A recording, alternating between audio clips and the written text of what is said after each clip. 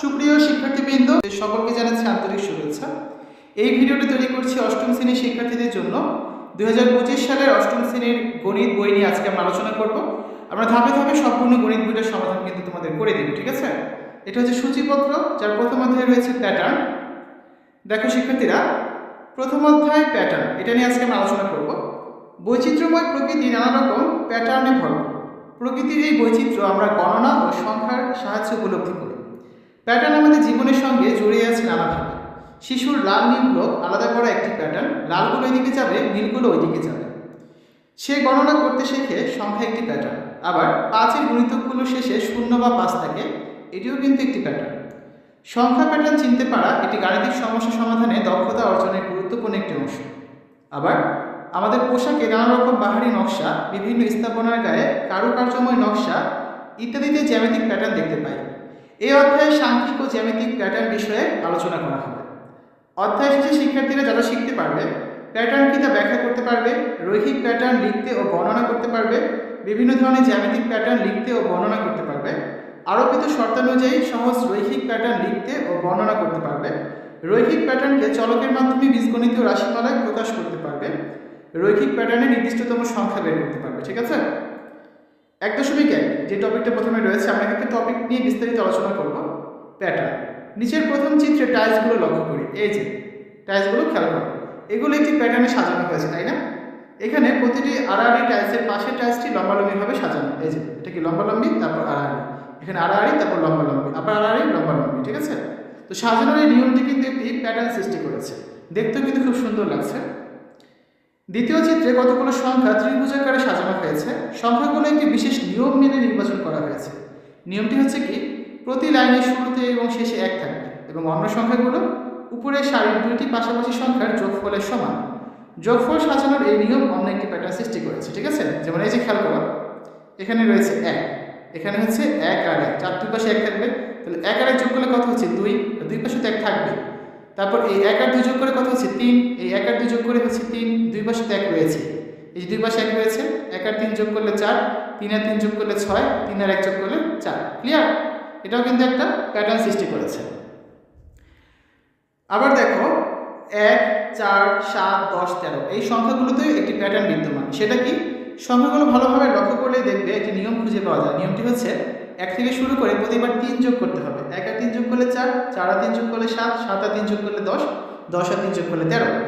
অনেকটি উদাহরণ দেখি আমরা, 2, 4, 6, 16, 8, 16, 32, প্রতিবার দ্বিগুণ হচ্ছে, 2 দুগুণা 4, 4 দুগুণা 8, 8 দুগুণা 16, 16 দুগুণা 32। এই সবই হচ্ছে কি প্যাটার্ন। এবার আমরা আলোচনা করব টপিক 1.2 স্বাভাবিক সংখ্যার প্যাটার্ন নিয়ে।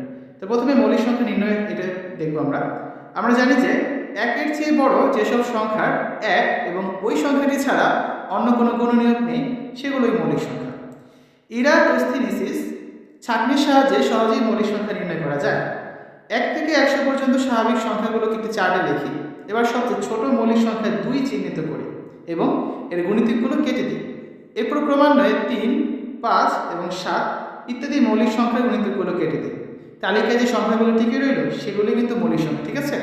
এই যে আমরা 1 থেকে 100 পর্যন্ত লিখলাম, 2 এর মৌলিক সংখ্যা কাটতে হবে, 2 এর গুণিতকগুলো কাটবে। 2 এর গুণিতক মানে কত? এগুলো সব 4, 6, 8, 10, 12, 14, 16, 18, 20, 22, 24, 26, 28, 30, 32, 34, 36, 38, 40, 42, 44, 46, 48, 50, 52, 54, 56, 58, 60, 62, 64, 66, 68, 70, তারপর 72, 74, 76, 78, 80, 82, 84, 86, 88, 90, 92, 94, 96, 98, 100। এগুলো সব কি 2 এর যে গুণিতক সেগুলো কাটলাম। এখন আমরা কাটবো কোনটা?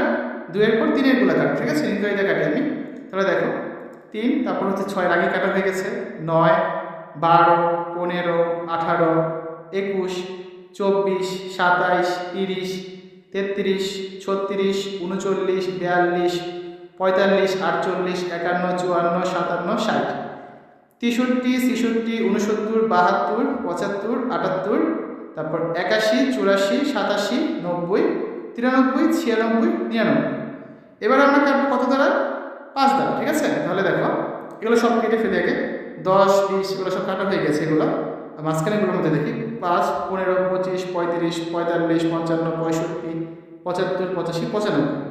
আর 7 দ্বারা যদি আমরা কাটি সর্বশেষ যেটা, তাহলে 7, তারপর 14, 21, 28, 35, 42, 49, 56, 63, 70, 77, 84, 91, 98। দেখো যে সংখ্যাগুলো খালি আছে এগুলোই হচ্ছে কি আমাদের মৌলিক সংখ্যা। ঠিক আছে, কত কত 2, 3, 5, 7, 11, 13, 17, 19, 23, তারপর হচ্ছে 29, 31, 37, 41, 43, 47, 53, 59, 61, 67, আর কত আছে 71, 73, 79, 83, 89, 97। যদি একটা গণা দিয়ে আমরা দেখি কয়টা হয়, 1, 2, 3, 4, 5, 6, 7, 8, 9, 10, 11, 12, 13, 14, 15, 16, 17, 18, 19, 20, 21, 22, 23, 24, 25।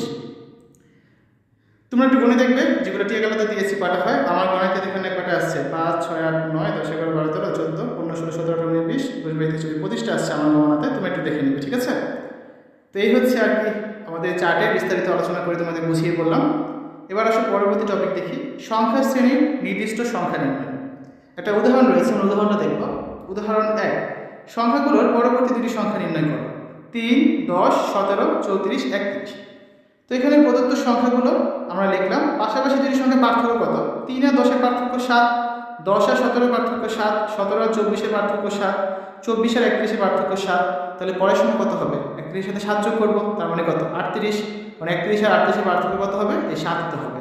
আবার 38 এর সাথে 7 যোগ করলে কত হবে 45, 38 আর 45 এর পার্থক্য কত, এই 7 হতে হবে। ঠিক আছে, সে কাজটা আমরা করেছি। লক্ষ্য করি প্রতিবার পার্থক্য হচ্ছে 7, অতএব পরবর্তী দুটি সংখ্যা হবে যথাক্রমে 31 যোগ 7 তার মানে 38 এবং 38 যোগ 7 তার মানে হচ্ছে 45। ক্লিয়ার। উদাহরণ 2 দেখি আমরা, সংখ্যাগুলোর পরবর্তী সংখ্যাটি নির্ণয় করো। 1, 4, 9, 16, 25। এক্ষেত্রে যেটা হয়েছে, পাশাপাশি দুটি সংখ্যার পার্থক্য 1 আর 4 এর পার্থক্য 3, 4 আর 9 এর পার্থক্য 5, 9 আর 16 এর পার্থক্য 7, 16 আর 25 এর পার্থক্য 9। তার মানে 25 এর পরে যে সংখ্যাটা হবে তার পার্থক্য কত হবে, 2 করে বেড়েছে, তাহলে 11 হবে। তাহলে 25 এর সাথে 11 যোগ করলে কত হয় 36। সেমভাবে পরবর্তী দুটি সংখ্যার পার্থক্য কত হবে, 11 যোগ 2 তার মানে 13। তাহলে 36 এর সাথে 13 যোগ করলে কত হয় 49। ঠিক আছে, লক্ষ্য করি প্রতিবার পার্থক্য 2 করে বাড়ছে, অতএব পরবর্তী সংখ্যা হবে 25 যোগ 9 যোগ 2 তার মানে 25 যোগ 11 অর্থাৎ 36। তারপর রয়েছে উদাহরণ 3, সংখ্যাগুলোর পরবর্তী সংখ্যাটি নির্ণয় করো। 1, 5, 6, 11, 17, 28। প্রদত্ত সংখ্যাগুলো পাশাপাশি দুটি সংখ্যার যোগফল দেখো। 1 আর 5 যোগ করলে 6, 5 আর 6 যোগ করলে 11, 6 আর 11 যোগ করলে 17, 11 আর 17 যোগ করলে 28, 28 আর 17 আর 28 যোগ করলে 45। তো নিয়ম অনুযায়ী এখন আমরা কি করব, আমরা হচ্ছে এখন এখানে দেখো প্রদত্ত সংখ্যাগুলো একটি প্যাটার্নে লেখা হয়েছে। তাহলে পরপর দুটি সংখ্যার যোগফল পরবর্তী সংখ্যাটির সমান, অতএব পরবর্তী সংখ্যাটি কত হবে 17 যোগ 28 তার মানে হচ্ছে 45। ঠিক আছে, এখানে আমরা কত লিখবো 45। ক্লিয়ার। আমরা হচ্ছে 3টে উদাহরণ করলাম, তারপর কিছু কাজ দেওয়া হয়েছে। এই কাজটা হচ্ছে আমরা আগামী ক্লাসে করে দিব, যেটা তোমরা দ্বিতীয় পর্বে দেখতে পারবে। শিক্ষার্থীরা এতক্ষণ আমরা আলোচনা করেছি অষ্টম শ্রেণী 2025 সালে গণিত বইয়ের প্রথম অধ্যায় নিয়ে। আমরা হচ্ছে আজকে প্রথম পর্বে প্রথম 2-3টা পৃষ্ঠার কিছু সমাধান করেছি এবং টপিকগুলো বুঝিয়ে দিয়েছি। আমরা ক্রমান্বয়ে সম্পূর্ণ গণিত বইটা করে তোমাদের সমাধান করে দেব। তো আশা করি আজকের এই ভিডিওটি তোমাদের কাছে ভালো লেগেছে। আমাদের চ্যানেলের অন্যান্য ভিডিওগুলো দেখার আমন্ত্রণ জানিয়ে আজ এখানে বিদায় নিচ্ছি। আল্লাহ হাফেজ।